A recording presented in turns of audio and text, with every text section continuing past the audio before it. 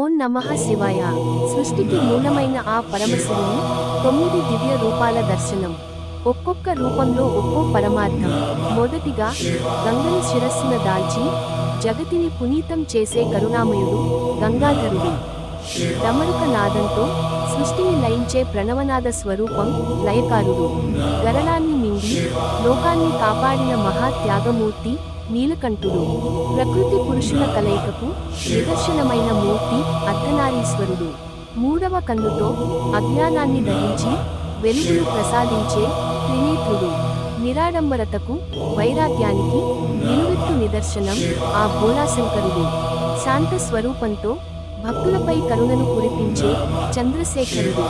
మౌన ముద్రతో సకల విద్యలను బోధించే ఆదిగురువు దక్షిణామూర్తి.